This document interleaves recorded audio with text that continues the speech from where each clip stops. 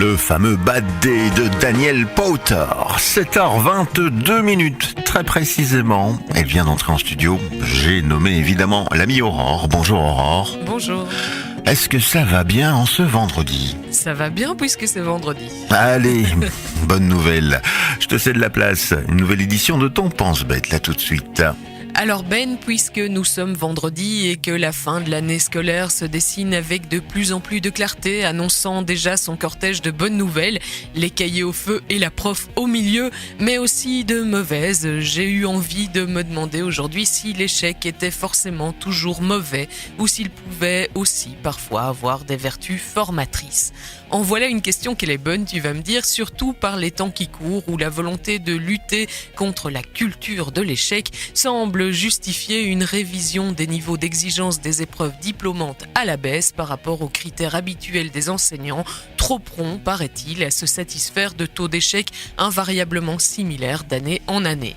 Et même si nous savons tous que le coût important du redoublement motive pour une large part cette lutte, nous sommes également capables de reconnaître la part de relégation sociale que celui-ci perpétue, ainsi que les limites pédagogiques d'un tel système.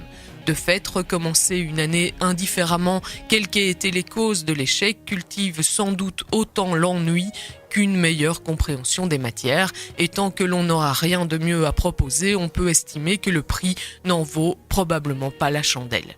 Pour autant, il n'est pas interdit de se demander, au-delà du beau slogan, en quoi consisterait exactement une culture de la réussite. C'est que réussir en soi, c'est vrai que c'est plutôt positif et bon pour le moral, mais la question du quoi n'est quand même pas neutre.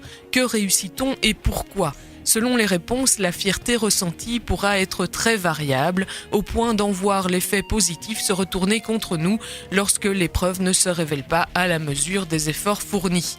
Comment en effet valoriser le travail de toute une année si celle-ci se clôture par des objectifs au ras des pâquerettes ? Et comment ne pas comprendre, à ces conditions, que la démotivation soit devenue la première cause de l'échec scolaire ? Contrairement aux apparences, c'est bien de défis, d'exigences, de démonstrations de foi en leurs capacités que de nombreux élèves manquent cruellement. À force de leur demander le minimum, ils ne croient plus dans les bienfaits de l'enseignement qu'on leur propose et ne peuvent plus respecter les professeurs qui se plient à cette mascarade.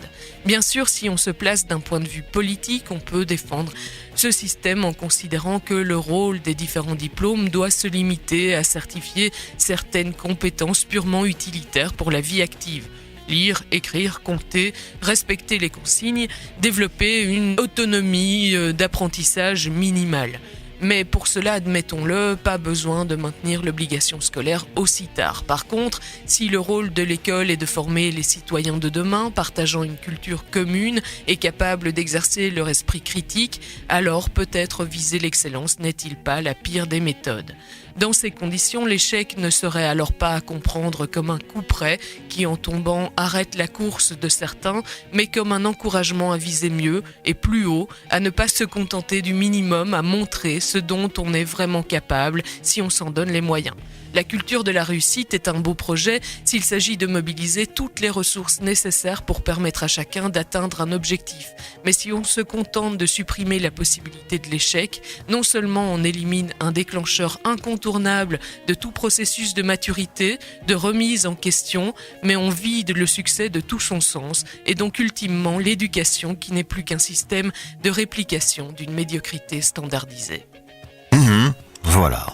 Une nouvelle fois, un point de vue partagé sur un sujet tout à fait d'actualité, les fameux examens et le résultat qui s'ensuit.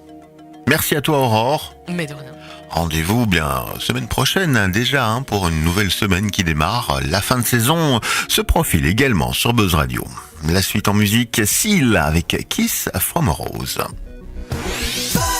Buzz Radio. Juste pour vous.